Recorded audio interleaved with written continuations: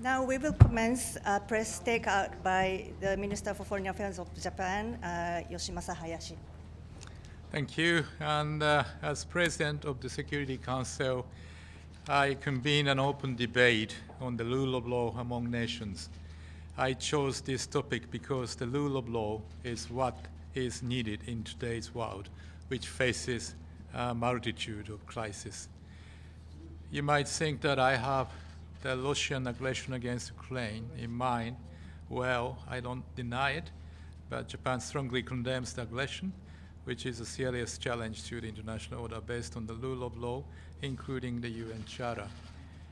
We demand that Russia implement in good faith the series of anger resolutions and ICJ order on provisional measures.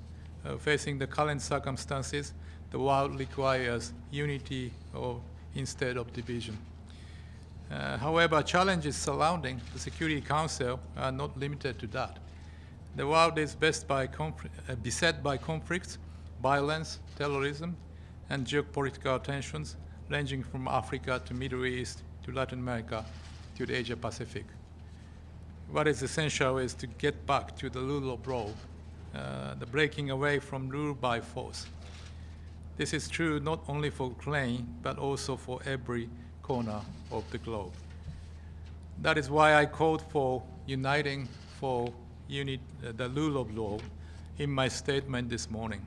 This is consistent principle that will guide Japan's 2 years as a member of the Security Council. Today's meeting is a kickoff in this regard. During the open debate, I emphasized the following 3 essential elements regarding the rule of law. First, honor your agreements. This includes implementing in good faith the United Nations Charter, UN resolutions, international judgments, etc. Arbitrary interpretations of the international law are not acceptable. And second, never relight borders by force or coercion. Third, cooperate and confront violation of the United Nations Charter. And I am grateful for the participation today by Secretary General Guterres, President of the ICJ Donahue, Professor Akande of the University of Oxford, and 75 countries, including foreign ministers from 3 countries. I deeply appreciate that many member states responded with robust statements today. So we look forward to a continued vibrant discussion. I hope that today's meeting will further deepen the international community's recognitions of the importance of the rule of law rather than rule by force. Thank you. Now we will take a question or 2. Please raise your hand if you have. Okay, the gentleman over there. James Bays from Al Jazeera. We all watched you, Foreign Minister, chair the Security Council meeting, but sitting around that table, around the Security Council table, was one member, a permanent member, that's broken the most basic tenet of international law and of the UN Charter by invading its neighbour.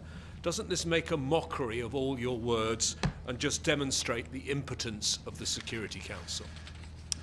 Thank you. And we think that Russia's aggression against Ukraine is an outrageous act that shakes the very foundation of the international order that the international community has built up over a long period of hard work and many sacrifices. And however, like you mentioned, the Security Council has not been able to respond effectively to Russia's aggression against Ukraine. So it is in a time of trial. So Japan will not tolerate any attempts to unilaterally change the status quo by force. And we will continue to work with the international community to urge Russia to immediately cease its aggression and withdraw its troops from Ukraine territory. At the same time, in order to restore confidence in the Security Council, we, as a member of the Council, will communicate and cooperate closely with other member states so that the Council can fulfill its role as it's expected to do. Lady next. Thank you. Thank you, Foreign Minister. It's Pamela Falk from CBS News. We heard very grim assessments in the Security Council meeting about rule of law, including on North Korea. What do you think needs to be done to reform the UN and reform the Security Council? Would Japan like to be a permanent member of that council? Thank you. Thank you. The Security Council needs to be enlarged in both the permanent and non-permanent seats. And this is especially true for Africa. And Japan can also be a candidate for a new permanent member. We need reform not because of ambitions of specific countries, but because of the greater good for the United Nations. First, the Security Council should reflect the realities of the current world, not that of 78 years ago. Second, the Security Council reform is an indispensable part of strengthening the functions of the whole United Nations, which is the bulwark of multilateralism and the rule of law. So the Security Council reform is possible and achievable. A majority of the P5 is now positive to the Security Council reform as the US is shifting to a more positive stance. So about 70 countries, 70 countries, nearly double the number from the previous year, mentioned Security Council reform in the general debate last September. So it is very important to take advantage of this momentum to take specific action to launch text-based negotiations. Thank you.